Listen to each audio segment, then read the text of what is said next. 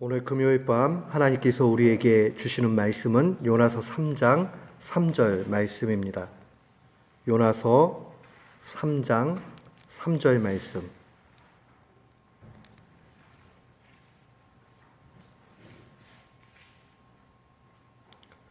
우리 같은 마음으로 3절 한 절 말씀 같이 봉독토록 합니다.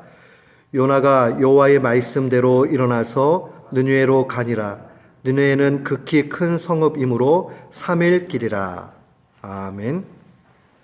저는 오늘 본문 말씀을 통해서 말씀 안에 거하는 사람은 복되다 라는 제목으로 주의 말씀을 선포하도록 하겠습니다. 제가 대학교 막 들어갔을 때 한참 이 컴퓨터가 아주 보급이 아주 잘 되는 그런 시점이었습니다. 그때만 하더라도 이 OS 프로그램, 그 운영을 해 나가는 프로그램이 도스 형태가 대부분이었어요. 근데 이 도스 체계에서 특이한 것은 이 마지막에 종료하려고 그러면 반드시 도스 명령어로 P를 쳐주던지 아니면 파킹이라고 쳐줘야 돼요. 그걸 하지 않고 전원을 꺼보게 되면 처음에는 별 문제가 안 생기는데 한참 지내다 보면은 나중에 하드디스크에 문제가 생기는 것을 경험하게 됩니다. 나중에 이제 윈도우 95 이후부터는 아주 자동 시스템으로 그렇게 종료가 돼서 따로 뭘 집어넣지는 않아요. 그렇지만 오늘날에도 좀 안정적으로 하기 위해서 윈도우즈 시스템에서 이 종료하는 것을 갖다가 귀찮지만은 좀 이렇게 해 가면서 종료를 하지요. 근데 이게 컴퓨터에만 그런 것은 아닙니다. 우리 인생에도 이 오퍼레이팅 시스템, 운영 체계라는 게 분명히 있습니다. 우리가 이 운영 체계에 따라서 살아갈 때에만이 우리의 인생이 바른 길로 가게 되고 또 잘못된 그러한 일들 때문에 나중에 지금 당장 나타나지 않아도 어려움을 당하지 않을 수 있게 됩니다. 이 OS 프로그램이라는 것은 그 컴퓨터 자체에서는 이 하드웨어를 잘 운영해 가면서 보존하는 역할을 하고 그 안에서 소프트웨어가 잘 작동할 수 있도록 만들어주는 그러한 기능이 있잖아요. 똑같이 우리가 우리의 인생 가운데서도 우리 인생을 이끌어가는 그 OS 프로그램이 뭔가 하는 것을 정확하게 가져야 됩니다. 인생은 어느 누구도 예외 없이 바로 이 OS 프로그램을 가지고 있습니다. 어떤 사람은 자기가 열심히 살면 그게 바로 사는 거야 라고 생각하는 사람이 있어요. 그래서 성실하게 살아가는데 자기의 성실대로 살아가는 사람이 있습니다. 또 어떤 사람은 어차피 인생이라는 것은 쾌락이 제일 중요해. 쾌락의 목표를 두고 즐거움의 목표를 두고 그렇게 자기의 인생을 오퍼레이팅 하면서 가는 사람들이 있습니다. 근데 우리는 어떻게 신자로 살아가야 되겠습니까? 오늘 본문 말씀은 명확하게 그 내용을 증거합니다. 오늘 저는 이 3절 짧은 절 중에서 그 한 가지의 구문을 놓고 설교하기를 원합니다. 오늘 말씀은 이렇게 시작을 하죠. 요나가 여호와의 말씀대로 일어났다 하는 요 본문 내용을 설교하고자 합니다. 여호와의 말씀대로라는 것이 중요해요. 그러니까 우리가 일어나는 것 중요한데 진짜 중요한 것은 하나님의 말씀대로 그렇게 가야 되는 거예요. 아까도 얘기했죠. MS 도스 시스템에서 P 안 누르고 그러다 보면 그냥 그때는 별로 그렇게 안 망가져요. 근데 계속 전원을 갖다 그런 식으로 끄게 되면 나중에는 하드디스크가 다 망하게 됩니다. 똑같아요. 당장에 하나님 말씀대로 살지 않아도 우리 인생에 크게 문제될 게 없는 것 같이 느껴질 수 있어요. 그러나 시간이 지나고 종말의 때가 돼버리면 그때는 엄청난 후회가 있게 될 것입니다. 그래서 우리가 먼저 결론적으로 세워야 되는 것은 무엇이냐면 우리 인생은 하나님의 말씀대로 살아갈 때만 참된 행복이 있고 의미 있는 인생을 살게 된다 하는 이 결론을 먼저 가져야 됩니다. 그러면 우리는 이런 질문할 거예요. 왜 하나님 말씀대로 우리가 꼭 살아야지만이 참다운 인생을 살 수 있는가? 몇 가지 이유가 있는데 저는 한 세 가지를 좀 얘기하려고 그래요. 첫 번째는 온 천하 만물이 인간을 포함해서 모든 만물이 하나님의 말씀으로 창조되었기 때문에 그러합니다. 그러니까 우리가 하나님 말씀대로 살아야 되는 이유는 천지 만물의 원인자인 하나님이 말씀으로 우리를 창조했기 때문에 우리는 하나님 말씀에 순종해 나아가야 됩니다. 창세기의 많은 말씀 가운데서 구절 가운데서 하나님께서 가라사대 지금 표현대로 하면 하나님이 말씀하시니 라고 기록된 이 구문이 가장 중요하다고 볼 수 있습니다. 하나님의 입으로 나오는 모든 일들은 실제로 실행이 되고 거기에는 능력이 있기 때문에 그래요. 그러니까 우리가 이 땅 살아갈 때 너무 힘들어.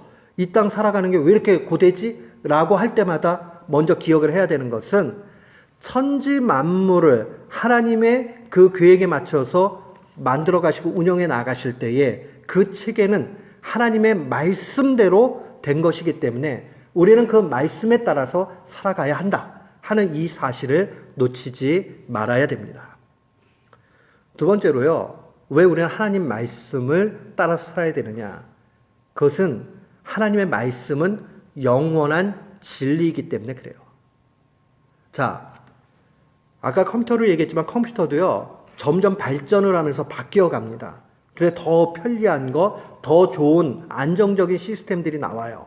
그러면 다소간에 다 변화가 있게 되지요. 근데 하나님의 말씀은 예나 지금이나 시간을 초월해서 동시에 에덴 동산의 그 원리나 미국 땅이나 한국 땅이나 장소가 변해도 영원한 진리라는 사실, 변함이 없는 진리라는 사실을 기억해야 됩니다. 그것을 적용해 나가는 방식은 다소간의 차이가 있을 줄 몰라도 하나님의 입으로부터 나온 그 말씀, 그것은 진림의 변함이 없다는 겁니다. 예수님이 그 사실을 마태복음 5장 17절 18절에 명확하게 말씀해 주셨어요. 주님이 이렇게 말씀하십니다. 내가 율법이나 선지자를 피하러 온 줄 생각지 말라. 제가 우리 성경 공부 설교 시간에 여러 번 얘기했지만 예수님께서 율법과 선지자라고 얘기했던 이 본문은 당시에는 구약 성경 전체를 가리키는 것이고 오늘날에는 하나님의 성경 66권을 가리키는 표현입니다. 그러니까 하나님의 말씀을 피하러 온 줄 생각지 말라. 피하러 온 것이 아니요 완전케 하기 위해서 왔다. 이 얘기는 하나님의 말씀이 불완전하다라는 뜻이 아니라 하나님의 그 말씀 자체가 분명히 완벽하게 우리에게 주어졌지만 이것이 우리에게 실제 능력으로 나타나는 것까지는 시간과 상황이 조금 필요할 때가 있지요. 예컨대 이런 거예요. 예수님의 십자가의 사건을 통해서 우리를 구원하신다라는 이 일들은 이미 창세기 3장 15절 원시복음이라는 것에 나타나잖아요.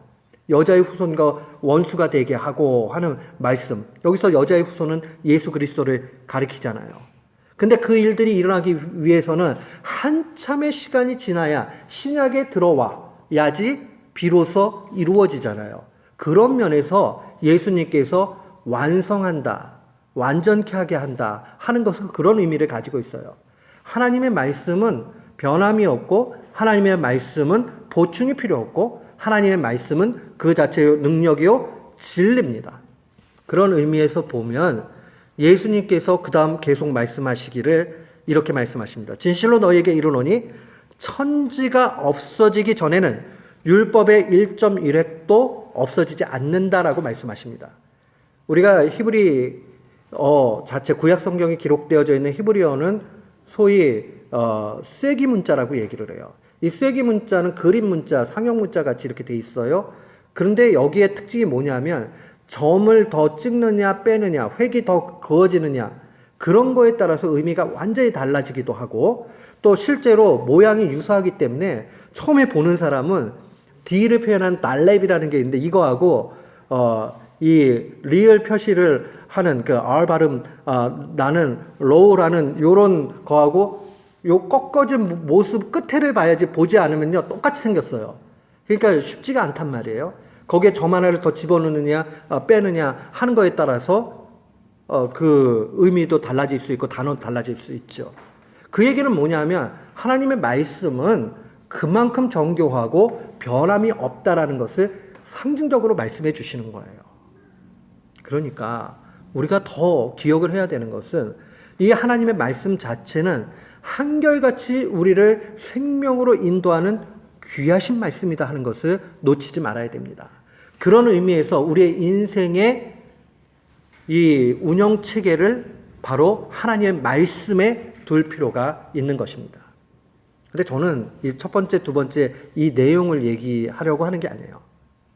중요한 건 이 세 번째 지금 얘기하고자 하는 데에 의미가 있습니다. 특별히 오늘 우리가 쓰여진 이 히브리어 말 자체가요, 이렇게 돼 있어요. 키 따발 야훼라는 말로 돼 있는데, 키라는 말은 뭐뭐를 의해서 따라서 뭐 이런 뜻을 가지고 있어요. 도구를 나타날 때 그러거든요. 근데 따발이라는 말이 우리 그냥 말이라는 뜻으로 이해하면 돼요. 야훼라는 말은 여호와라는 뜻이고, 그러니까 여호와의 말씀에 따라서, 그 오늘 번역에 그렇게 되어 있잖아요. 보면 여호와의 말씀대로, 그 말 아주 잘 번역한 거예요. 하나님의 말씀대로 요나가 일어납니다. 근데 이 따발이라는 말 자체가 때때로는 우리가 아는 그냥 말씀 이렇게 번역을 하고, 요거를 이제 구약 성경 쓰여진 언어를 신약 성경이 쓰여진 헬라어로 번역한 걸 70인역이라고 얘기를 해요. 근데 그 70인역에 보면 로고스, 많이 들어보셨죠? 로고스라는 말을. 로고스라는 말로 번역을 합니다. 로고스라는 것은 영어로 번역하면 word, 그냥 우리가 얘기하는 말씀 이렇게 얘기할 수 있어요. 그런데 우리는 이 로고스를 그냥 일반적인 말씀 정도로 보면 안 되고요. 요거보다 더 넘어 있는 의미를 봐야 됩니다. 결론부터 말씀을 드리면 로고스라는 것은 관계의 완전함을 표현할 때 쓰는 말이에요. 그래서 요한복음에 태초에 말씀이 계시니라 하는 그 말씀이 있잖아요. 여기서 이 말씀으로 우리가 번역을 했지만 요 말씀은 예수님을 가리키는데 왜 예수님을 가리킨다라고 해석을 해야 되느냐? 하나님과 가장 완벽한 관계를 표현하는 말이기 때문에 그러해요. 그래서 어떤 분들은 이걸 그냥 로고스로 냅둬야지 말씀으로 이렇게 넣게 되면 뭔가 의미를 놓쳐버린다. 저는 그 말에 굉장히 동의를 해요. 자, 우리가 이 로고스라는 것을 단순한 말씀 차원 넘어 있는 것으로 좀 볼 필요가 있다라는 것을 먼저 마음에 좀 간직을 했으면 좋겠어요. 마치 이런 거죠. 제가 옛날에 한국에 있을 때에 KBS로 기억을 해요. 그 다큐멘터리를 만들었는데 극동방송 사장을 하고 계시는 김장환 목사님. 뭐 우리가 이야기하면 미국과 한국과의 관계에서 가장 영향력을 행사하는 분은 한국 대통령보다 실은 김장한 목사님이다 이런 얘기를 많이 하는데, 이분에 대해서 다큐멘터리를 만든 내용들이 있어요.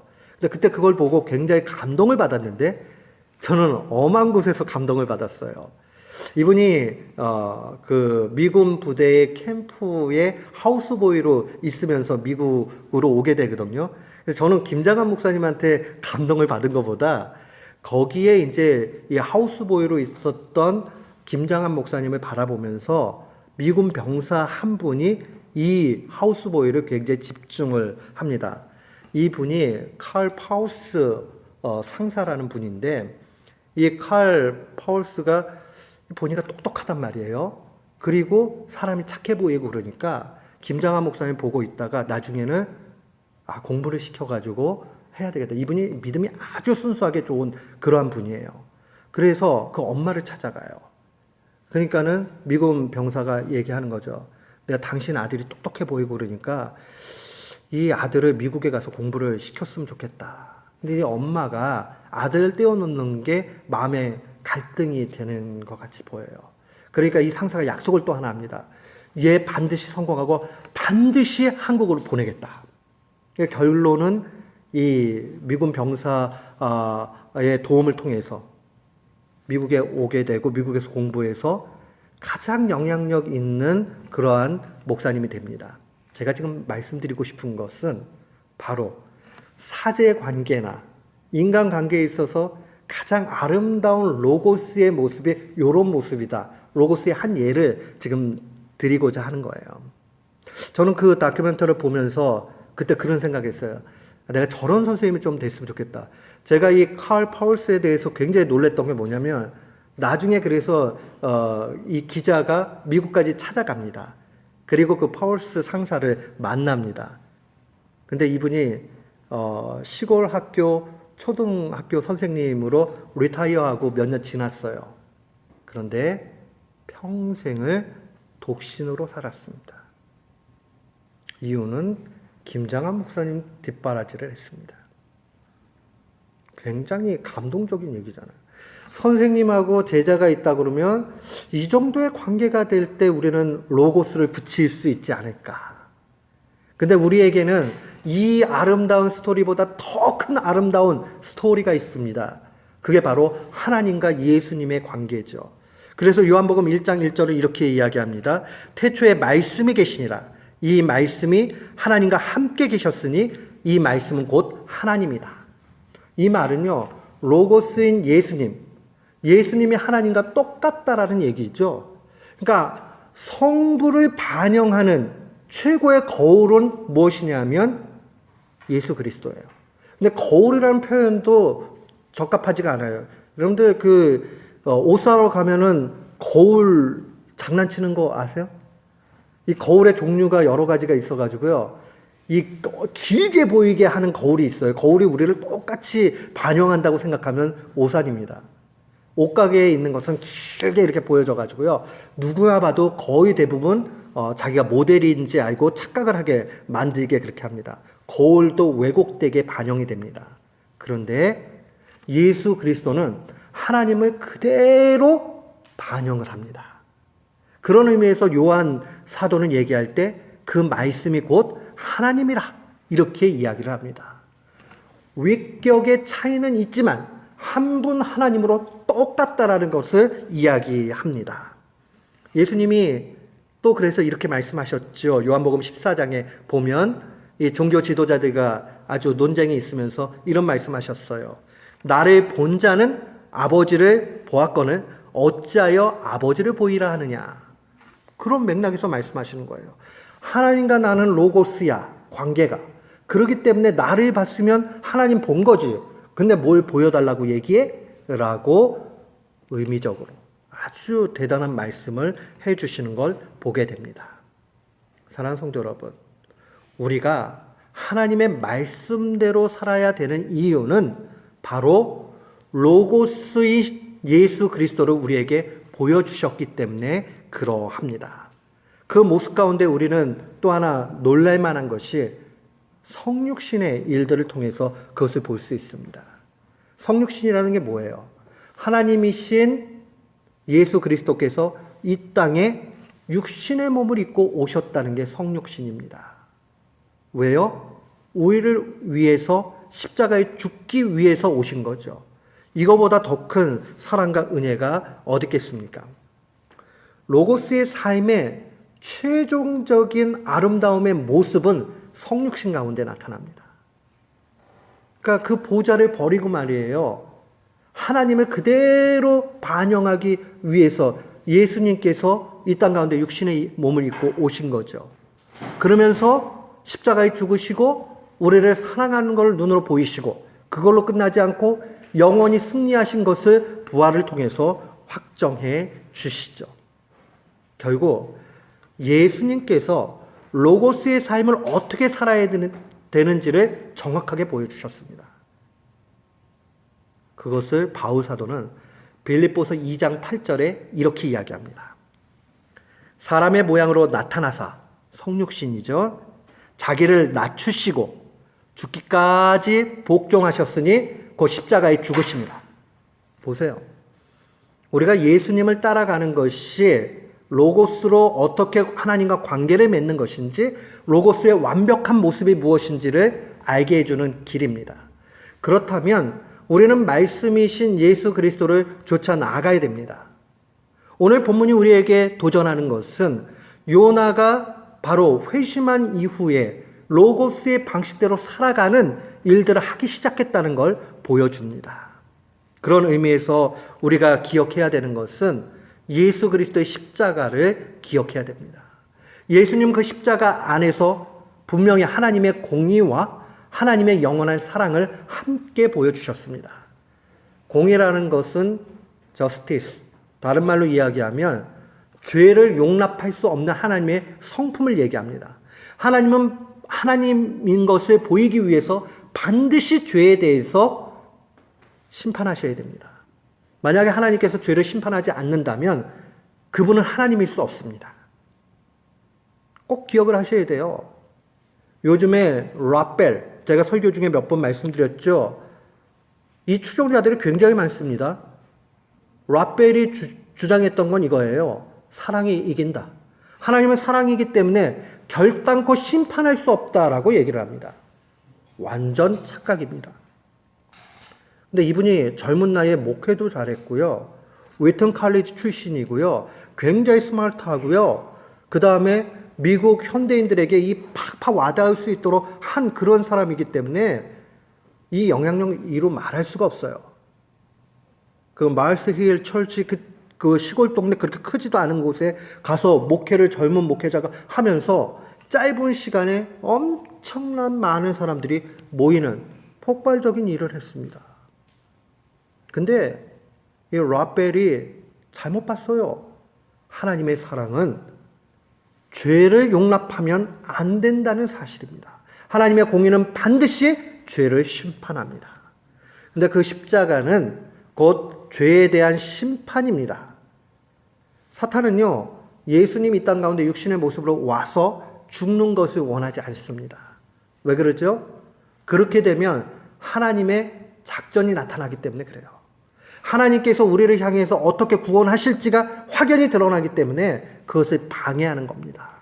근데 십자가의 죽으심을 통해서 사탄도 그 위에서 죽을 수밖에 없는 상황들이 되는 거예요. 근데 예수님은 죽고 끝난 것이 아니죠. 부활을 통해서 그의 능력을 보여주시고 그의 사랑을 완벽하게 알려주신 겁니다. 예수님 그래서 말씀하셨잖아요. 친구를 위해서 목숨을 버리면 이보다 더 큰 사랑 없다. 주님의 친구는 누굽니까? 그것은 바로 예수님을 구주로 믿는 모든 이들이 예수님의 친구입니다. 최고의 사랑을 십자가에서 보여주신 것이죠. 하나님과 예수님과의 관계는 십자가에서 로고스가 무엇인지를 명확하게 보여줬고 그 삶이 어떻게 살아야 되는지를 우리에게 알려줬습니다. 십자가에서 예수님을 믿는 우리들과 예수님과의 관계가 어떠해야 되는지를 그 로고스의 관계를 명확하게 알려주셨습니다. 그것은 바로 하나님의 뜻에 따라서 살아가는 겁니다. 마치 죽기까지 복종하셨다는 바울의 해석을 우리의 삶 가운데 날마다 생각해 봐야 됩니다. 그러니까 그리스도인들, 크리스천은 크라이스트, 예수 그리스도를 따라가는 사람들이죠. 그러면 예수님께서 죽기까지 복종하신 것 같이 하나님의 명령의 말씀에 죽기까지 순종하며 나아가는 것은 당연합니다. 그렇다면 오늘 말씀에 근거했을 때에 어떻게 하면 예수님이 하나님과 로고스의 관계를 잘 유지하신 것처럼 우리도 예수님과 또 하나님과 좋은 관계를 유지하며 살 수 있겠습니까? 오늘 본문 3절에 일어나서라는 이 말에 좀 집중해서 봤으면 좋겠습니다. 이 구약 성경에서 히브리 사람들의 표현에 독특한 것 중에 일어났다라는 표현이요. 이렇게 명령이 나오고 그 다음에 일어났다 뭐 이런 형태가 나올 때는요. 대부분 공간적으로 시간적으로 특별한 의미를 갖습니다. 원래 일어났다는 말이 쿰이라는 말인데 이게요. 시간적으로 얘기하면 지체함이 없다 이런 얘기예요. 바로 즉시로 이 뭔가를 실행해 갈 때 일어나서 이런 표현들을 히브리 사람들이 잘 사용을 합니다. 동시에 공간적인 의미에서는 어떤 거로부터 떠나갔다 하는 의미를 가지고 있어요. 이거를 우리가 일어나서라고 할 때 가려고 그러면 자리에 앉았다가 일어나야지 그 정도로 보면 안 돼요. 이 일어나서라는 말은 문학적인 표현입니다. 이 문학에는 신학적인 내용이 다 함축이 되어 있습니다. 어떻게 해요? 지체하지 않고. 주님의 말씀이 두 번째 요나에게 임했을 때 더 이상 지체하지 않고 즉시로 행하는 그 모습이 이 가운데 있습니다. 로고스의 관계가 온전히 되기 위해서 우리에게 필요한 것은 하나님의 말씀이 들려졌을 때에 지체함 없이 가는 일들이 필요합니다. 지금 들려지면 다른 나중에요 라는 걸로 가는 게 아니라 즉시로 한다는 겁니다. 또한 장소적인 의미에서 무언가를 떠나갔다 이런 얘기잖아요. 이 떠나갔다라는 얘기는 자기의 편견, 자기의 고집, 자기의 아는 바, 자기의 가치관에서 떠나갔다라는 것을 의미합니다. 그러니까요, 요나가 두 번째 이면 하나님의 말씀을 바라보고 깨달았던 것은 그 앞선 요나서 2장에 물고기 뱃속에 들어가 있잖아요. 그러고 나서 깨달은 건 뭐냐 하면, 야, 그렇구나. 하나님 뜻대로 되는 것이구나. 그리고 내가 가지고 있는 편견과 오해와 나의 생각, 나의 가치관을 버려야 되겠구나 하는 것을 깨닫게 된 거예요. 그러고 나니까 즉시로 그가 순종하고 일어나게 됐다는 겁니다. 어떻게 보면 일어나서라는 이 표현은요, 시간적이거나 공간적인 모든 것이 총합적으로 같이 가 있는 거죠. 우리가 즉시로 행할 수 있을 때는 언제 가능하냐? 자기 고집이나 자기 생각이나 자기 뜻이 저 뒤로 가고 하나님의 뜻만이 나올 때만 가능하죠. 그런 의미에서 우리가 기억을 해야 되는 것은 우리 누구든지 예외 없이 즉시로 주의 말씀이 들렸을 때에 즉시로 일어날 수 있는 그러한 믿음이 필요합니다. 그것이 바로 하나님이 우리에게 요구하는 말씀 안에 거하는 신자의 삶이라 하는 것을 기억해야 됩니다. 즉각적인 순종, 이 즉각적인 순종은 예수님이 그 최고의 모델로 보여주셨습니다. 우리 쉽게 그렇게 생각하지 마세요. 예수님이니까 그렇게 했지. 예수님은 하나님이니까 그렇게 했지. 따지고 보면요, 하나님이기 때문에 더 그렇게 하기 어려우실 수 있습니다. 저는 주기철 목사님이 마지막 돌아가기 전에 쓰셨던 그 시 내용 가운데 그 한 구절이 잊혀지지가 않아요. 내가 일본 순서 앞에서 하나님을 말로만 한번 거부하기만 하면 저가 나를 풀어준다고 했는데 그 한마디를 갖다가 혀 몇 번만 놀리면 되잖아요. 근데 그거를 하지 않아야 되는 고통이 너무 힘들었다는 거예요. 할 수 있는데 못하는 심정. 저는 그러면서 예수 그리스도가 그 안에서 너무너무 생각이 났어요. 예수님께서 하나님이기 때문에 얼마든지 거절할 수 있잖아요. 아, 나 십자가 못 지겠는데요? 예수님 하실 수 있어요. 그러나 그거를 할 수 있는데 안 하는 그게 얼마나 큰 일인지 모릅니다. 우리가요, 가난하게 사는 거에 대해서도 언뜻 잘 생각해 보면요, 돈이 많은 사람이 가난하게 사는 거 굉장히 힘든데요, 없는 사람이 가난하게 사는 건 상대적으로 쉬워요. 뭐 가진 게 있어야지 뭘 부자로 막 쓰죠. 없으니까. 그런 면으로 보면 하나님 나한테 조금 적게 주셔도 그래, 이거 적게 주신 데는 하나님을 더 가까이 하라고 적게 주셨구나, 얼마든지 믿음으로 그렇게 받을 수 있습니다. 머리가 너무 좋으면요, 세상 살기 힘듭니다. 나도 모르게 머리가 확 돌아가지고 벌써 저 사람 앞선 부분들을 가지고 있어요. 그러다 보면 속이 보여서 그 속을 알고 나니까 괴로운 것도 있고요. 또 너무 섣불리 앞서가 가지고 망신을 당할 수도 있습니다. 적당하게 우리가 알고 있는 것 그 자체가 은혜일 때가 분명히 있습니다. 즉각적인 순종은 바로 하나님께서 우리에게 요구하는 신자의 자세입니다. 로고스를 유지해 갈 수 있는 관계가 바로 이 즉각적인 순종입니다. 어떻게 하면 즉각적인 순종을 할 수 있습니까? 그것은 바로 하나님의 뜻만이 온전히 우리 가운데 있게 하는 겁니다. 단순해져야 돼요. 단순해져야 돼요. 너무 많이 내 뜻대로, 내 방식대로 그렇게 가려고 하면 여기서 문제가 생깁니다. 신앙은 항상 순종의 모습 가운데 나타나는데 이 순종은 자기의 이해관계에서 떠날 때에 나타나게 됩니다. 그리고 하나님의 본심이 먼저 헤아리게 될 때에 순종이 나옵니다. 하나님의 본 마음이 뭘까? 이거 나 하면은 손해보는 거 아니야? 손해본다라고 생각하는 사람은 언제나 억울합니다. 내 인생이 억울한 인생인가 아니면 복된 인생인가 한번 잘 생각해 보세요. 손해본다라고 맨날 대차대조표를 만들어가지고 자 여기에는 내 수입 여기에는 내 지출 근데 내가 너무 많이 손해본 것 같아. 이런 사람은요 항상 불평이 나와요. 내가 더 많이 했잖아. 이렇게 안 해도 이익 볼 수 있는데. 근데 아예 그런 걸 만들지 않잖아요. 그러면 다 감사하게 돼 있습니다. 사랑하는 성도 여러분, 은혜는 바로 아무것도 만들지 않는 데서 시작이 됩니다. 내 이해관계를 따지지 않는 데서 분명히 시작이 됩니다. 자꾸 이해관계를 따지게 되면 믿음의 길로 가기 어렵습니다. 은혜는 아무것도 안 하는 것이 아니에요. 은혜라는 것은 하나님의 본심을 헤아려서 나아가는 것이 은혜인 거예요. 그러니까 내가 자랑할 것이 없죠. 하나님의 본심을 알고 있기 때문에. 그냥 하나님의 본심이 이끌어 주시는 대로 가는 것이 은혜입니다. 아무것도 안 하는 것이 은혜가 아니라. 하나님의 본심이 아무것도 안 하는 것이다라고 얘기하면 그때 안 하면 됩니다. 근데 그걸 안 하는 게 아니라 안 하는 것을 안 하고 있는 하는 겁니다. 굉장히 말이 뭐하죠? 쉽지 않죠. 야, 너 거기 가만히 좀 있어봐. 라고 얘기했을 때 나는 아무것도 안 합니다. 그러나 가만히 안 하고 있는 것에 순종해 나아가는 것이 은혜의 한 측면입니다.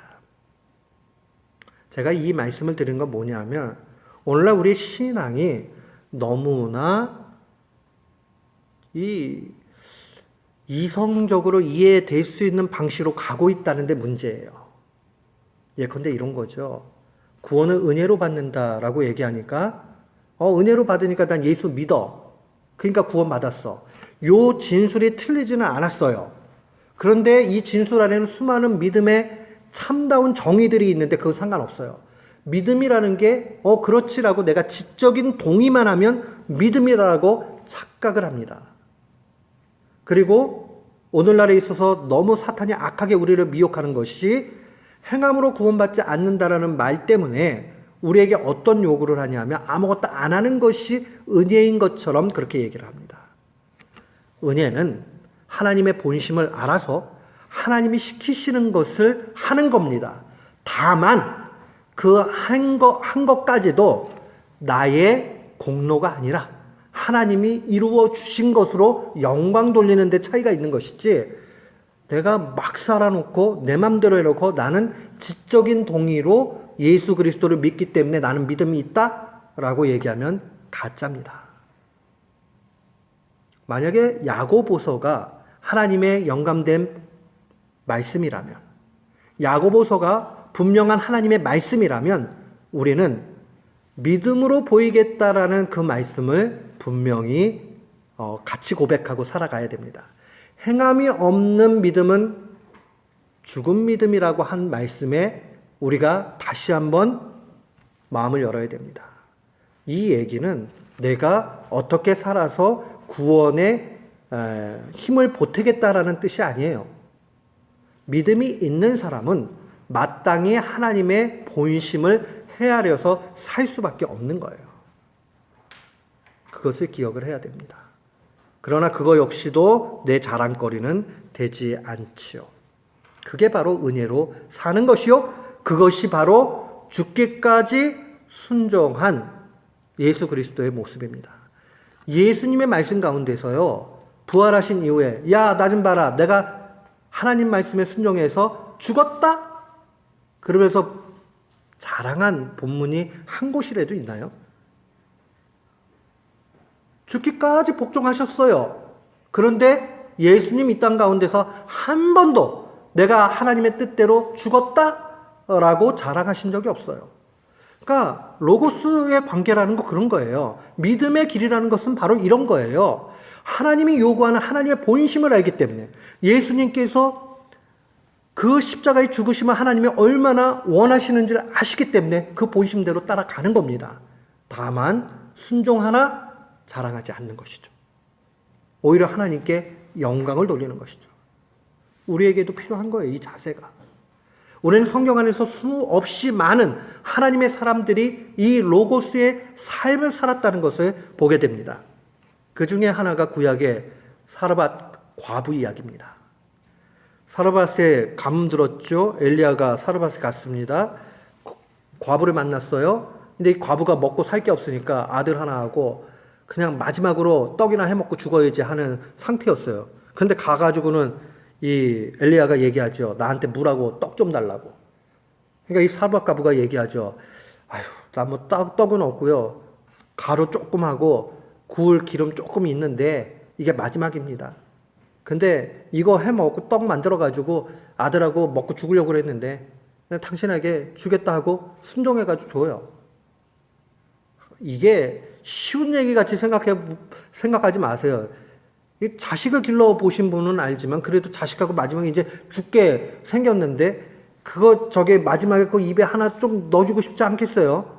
근데 이 하나님의 사람이 와가지고 그걸 달라라고 얘기했을 때에 그거 선뜻 줍니다. 왜 그랬을까요? 왜 그랬을까요? 어차피 죽을 인생이니까 그냥 주자 이렇게 했을까요? 마지막에 되면요 더 집착하게 되고 애착을 가질 수밖에 없어요. 그래서 이 아들이 같이 나오는 거예요. 만약에 과부 혼자만 나왔다라고 그러면은 좀 내용이 다르겠죠. 아들까지 있단 말이에요. 이 절절함이 있어요. 근데 어떻게 그렇게 할 수 있을까요? 바로 이 사람 속에 하나님을 사랑하는 마음이 있었어요. 가뭄이 들고 죽게 되었지만 하나님을 원망하는 것이 아니라 그래 이거 남은 거라도 그러면 하나님의 사람을 공개할 게 있다면 그렇게 해야 되겠다 하고 그걸 포기해요. 이성적인 입장에서 한번 생각해 보세요. 미친 겁니다. 미친 거. 야, 그거 남아있는 거 갖다 자식한테도 안 줘? 오늘날의 사법 현장으로 온다면 아마 아동학대 뭐 이렇게 될 수도 있겠죠. 매정한 어미 뭐 이렇게 해가지고 대서특필 됐겠죠. 근데 왜요? 성경 오늘 뭘 얘기하고 있을까요? 하나님과의 관계성에서 정말 믿음으로 행하는 것이 무엇인가를 보여주는 겁니다. 그는 하나님을 봤어요. 뭘 봤을까요? 하나님이 비록 내가 이 땅 가운데 이렇게 고난을 당하고 어려움을 갖고 있지만은 이걸 통해서도 하나님 영광을 드러낼 수 있는 자그마한 것이 있다면 그것도 감사하다라는 믿음이 있었던 거예요. 그러니까 아낌없이 내어주게 됐죠? 그 다음에 결론은 무엇죠? 결국 그 가뭄 중에도 이 가정에 은혜가 임해서 가루와 기름이 끊이지 않게 되는 그러한 은혜가 나타나게 됩니다. 저는 보수적인 목사니까 말씀 그대로 믿어요. 자유주의 사람들은 감동을 주기 위한 예화다 이렇게 해석을 해요. 이 스토리를. 그러나 저는 그렇게 생각 안 해요. 이게 만약 감동을 주기 위한 단순한 예화고 그러한 상징의 상황들이라면 그 능력이 진짜 있느냐 없느냐는 보장할 길이 없죠. 저는 정말 사르밧 과부에게 그러한 일이 있다고 믿습니다. 이뿐만이 아니죠.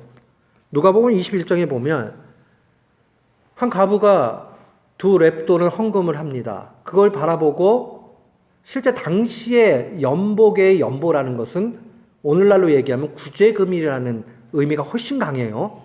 그런데 그 구제금을 넣는데 주님이 아신 거예요. 2렙돈. 굉장히 작은 돈입니다. 그런데 요 작은 돈을 집어넣은 여인을 향해서 예수님의 평가는 누구보다도 가장 많은 것을 넣었다라고 이야기를 합니다. 그러면서 누가는 이 여인의 이 스토리에 대해서 예수님의 평가를 이렇게 기록하고 있습니다. 이 과부는 그 가난한 중에서 자기가 가지고 있는 생활비 전부를 넣었다라고 얘기합니다. 미친 일이죠. 그렇잖아요. 어떻게 전부를 바칠 수 있냐고요. 가난한 중에 구제 헌금으로. 뭐가 가능하게 만들었을까요? 바로 하나님의 본심을 보기 때문에 가능합니다. 저는 뭐 우리 교우들이 어느 날 갑자기 두 랩돈을 드린 여행까지 생활비 전부를 드립시오. 그 뜻으로 말씀드리는 것이 아니에요. 정말 하나님의 그 마음을 헤아리고 하나님과 나 사이의 관계를 바라보면서 로고스의 관계가 뭘까 하는 것을 계속적으로 집중하게 되면 이 일까지도 가능하다는 겁니다. 하나님이 원하시는 게 뭘까? 정말 하나님께서 내게 바라시는 것이 지금 나의 현실 속에서 뭘까 하는 것, 그것이 바로 믿음으로 사는 게 어떤 거냐 하는 것보다 우선입니다. 그러면 믿음으로 뭘 행해야 되는 것은 당연히 나타납니다. 하나님의 본심을 자꾸 헤아리게 되고 하나님의 원하심을 자꾸 보게 되면 거기에서 내가 어떻게 해야 될지를 깨닫게 됩니다. 우리는 이거보다 더 큰 일들도 주 앞에 할 수 있습니다. 그러니까 오늘부터 우리가 마음을 새롭게 해야 돼요. 예수님이 하나님과 완벽한 로고스의 모습을 보여주셨는데 죽기까지 복종하심이라. 그 십자가의 죽으심이죠. 그럼 나는 어떻게 하면은 하나님과 로고스 이걸 될까? 내 생각을 좀 뒤로 하고요. 하나님의 본심을 알고자 자꾸 주님 앞에 하나님의 본심을 물어보는 겁니다. 하나님 본심이 뭔지 모르겠어요. 그럴 수 있어요. 그런데 대부분의 경우는 이렇게 생각하시면 돼요. 내가 하기 싫은 거를 하는 게 하나님의 본심일 때가 많이 있습니다. 100%는 아니지만. 내가 누구랑 싸웠어요. 그런데 하나님 나보러 가가지고 화해했으면 좋겠다라는 마음을 자꾸 주시는 거예요. 근데 잘못한 게 없어요. 하기 싫어요. 그래도 하는 거. 그게 바로 하나님께서 우리에게 요구하는 하나님의 본심입니다. 항상 하나님의 본심이라는 게 어디 있는가 하는 것을 차근차근 하다 보면 내가 하기 싫은 거.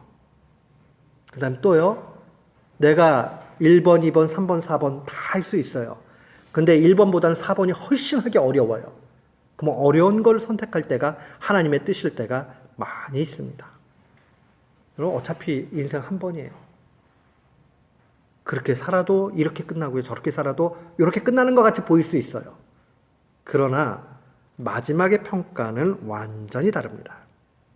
저는 우리 교우들 마태복음 5장 17절로 20절 말씀을 한번 봤으면 좋겠어요.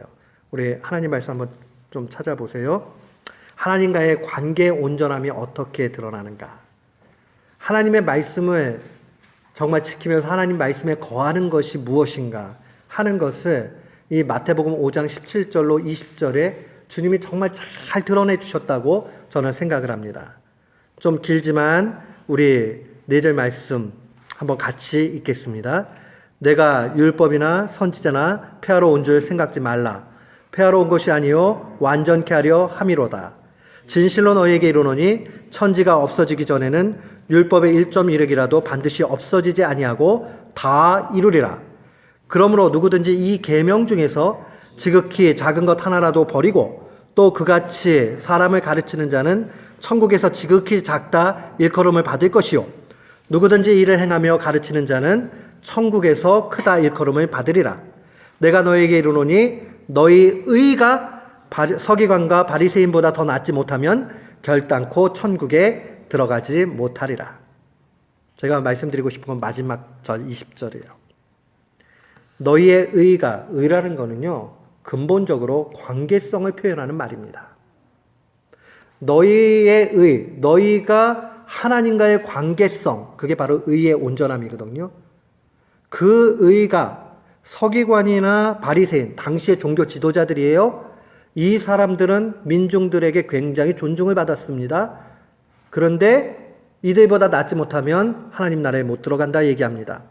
서기관과 바리새인들에게는 분명한 지식, 서기관은 오늘날의 신학대 교수라고 보면 돼요.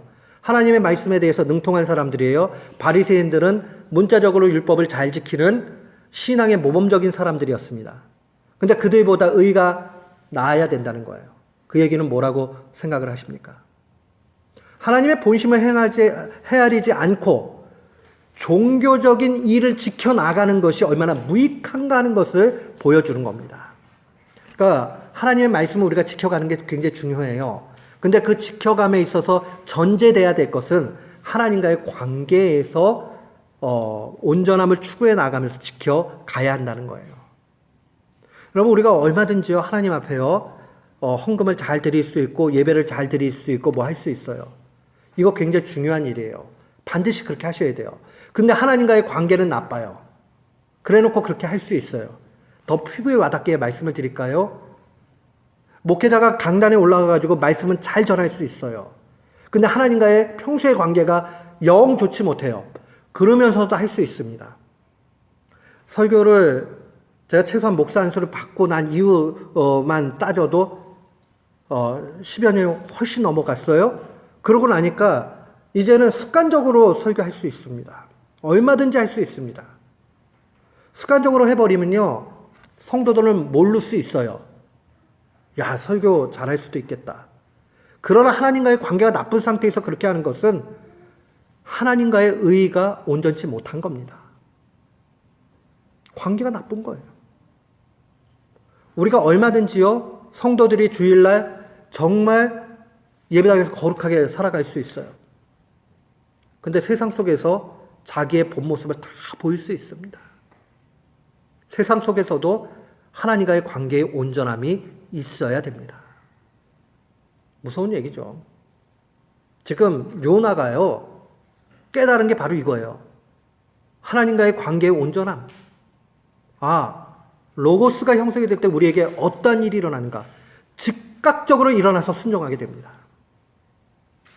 그러니까 우리가 오늘 하나 결정을 내려야 되는 것은 하나님 앞에 뭘 하느냐도 중요한데 하나님의 본심이 무엇인지를 헤아리고 해야 된다는 거예요. 근데 본심을 헤아려 놓고 나는 하나님의 본심을 알아요 그래 놓고는 예배도 제대로 안 드리고 나는 하나님의 본심을 알아요 그래 놓고 성도 간에 서로 사랑하는 일들을 제대로 하지 않고 그건 거짓말인 것이죠.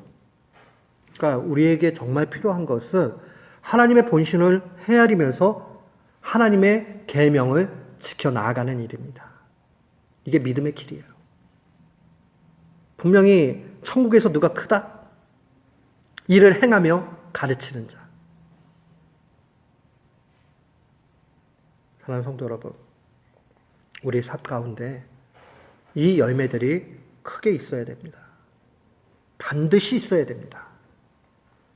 오늘 이 말씀 마음에 간직하면서 하나님 말씀을 지키는 자가 복 있다 하는 것 기억하고 날마다 승리하는 귀한 교우들 되시기를 주님의 이름으로 축원합니다. 아멘.